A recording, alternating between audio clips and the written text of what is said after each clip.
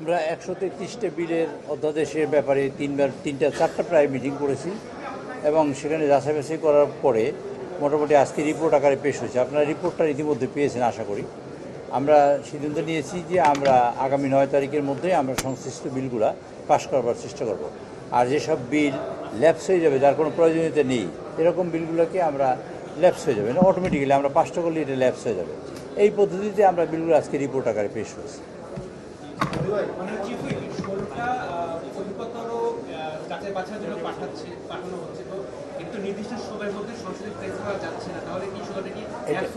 এটা যদি তা হয়, এরকম ক্ষেত্রে এটা নর্মাল নিয়ম হলো যে এটা একটা বাধ্যবাধকতা আছে, আমাদের 30 দিনের মধ্যে বিল সংসদে বিল আকারে আনতে হবে।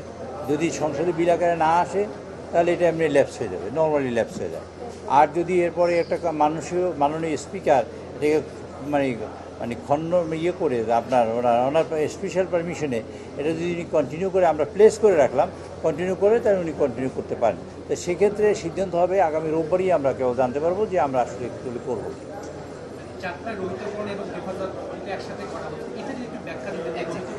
একটা কথা হলো, যেমন ধরুন কোনো একটা বিল পার্লামেন্টে আসছে, যে বিলটা ধরেন ইতিমধ্যেই কার্যক্রম হয়ে গেছে, মানে কার্যক্রম হয়ে গেছে কিন্তু এই বিলটা আর সামনে প্রয়োজন নেই, এইরকম ক্ষেত্রে কাজ হয়ে গেছে, সেই ফলটা কে ভোগ করবে, কী পদ্ধতিতে?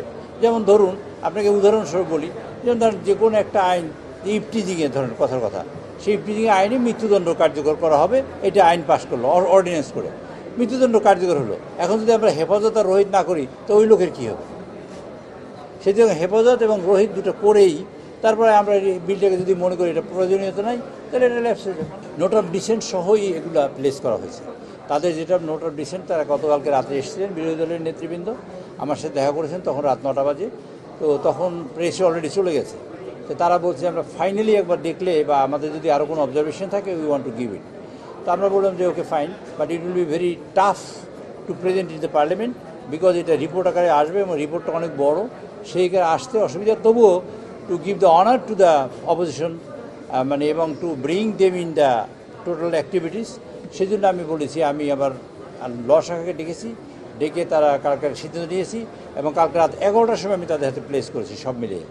এবং কথা ছিল যে আজকে সকাল 8টার মধ্যে তারা দেখে দিবেন, তারা সকাল 8টার মধ্যে দেখে দিয়েছেন এবং অ্যাকর্ডিংলি রিপোর্টটা ছাপ হইয়া 3:30টার মধ্যে প্রেসে আমরা প্লেস করতে পেরেছি। সুপ্রিম কোর্টের সুপ্রিমেসির ব্যাপারে আমাদের সরকার ভেরি সিরিয়াস, এবং সেইখানে সুপ্রিম কোর্ট একেবারেই টোটালি আলাদা হবে এবং স্বতন্ত্র হবে এবং এই দেশের জুডিশিয়ারিতে তারা একটা গুরুত্বপূর্ণ ভূমিকা পালন করবে, সেই কাজটা এই সরকার করতে চায়। আর শুরুই হয়েছিল বেগম খালেদা জিয়া সেই সরকারের সময় থেকে। কাজে এই ব্যাপারে এটা যদি হয়, যেটা আমরা প্রোগ্রাম করেছি, যে এটা আরও অধিকতর মানে অ্যামেন্ডমেন্ট যদি কোনো কিছু করতে হয় অথবা আরও শক্তিশালী করার জন্য যা করা দরকার, সেই অ্যামেন্ডমেন্ট সহ হয়তো পরবর্তীতে আনা হবে। একটা বিষয় পরিষ্কার হতে হবে, সেটা হলো এই জুলাই অধ্যাদেশ মানে জুলাই যে সনদ, জুলাই সনদের ব্যাপারে আমরা অনড় এবং অটল, এর প্রতিটি অক্ষরে অক্ষরে আমরা পালন করব। জুলাই সনদের ব্যাপারে আমরা যা বলেছি, কিন্তু যে অর্ডারটা প্রেসিডেন্ট করেছেন, সেই অর্ডারটা তিনি করতে পারেন না আইন অনুযায়ী, সেটা কোনো সংবিধানে কোথাও নাই। সেই অর্ডারটার ব্যাপারেই আমাদের বক্তব্য। We are very much in favour of July সনদ, এবং সেটা আমরাই আমাদের হাত দিয়ে বাস্তবায়ন হবে, এই সরকারই যা বাস্তবায়ন করবে। তার জন্য আমরা একটা মুলতবি প্রস্তাব নিয়ে এসেছি, সেই প্রস্তাবটি আগামী রোববারে এই সংসদে আলোচনা হবে। কাজে আপনারা দেখবেন এটার ফেট।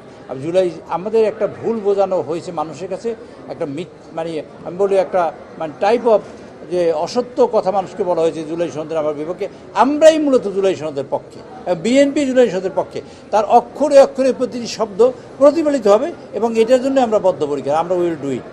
বাট যে অর্ডারটা পাস করেছে প্রেসিডেন্ট, না অর্ডার, নট অর্ডিন্যান্স, নাথিং ল, কিছুই না, মাঝখানে কোনো কিছু না, সেটা কোন বিধিতে আমরা নিয়ে আসবো? আর কোনো বিধিতেও পড়ে না। সেই জন্য বলেছি অর্ডারের বিরুদ্ধে আমাদের অবস্থান, বাট জুলাই সনদের পক্ষে আমাদের অবস্থান। অর্ডার আর সনদ কিন্তু এক জিনিস না।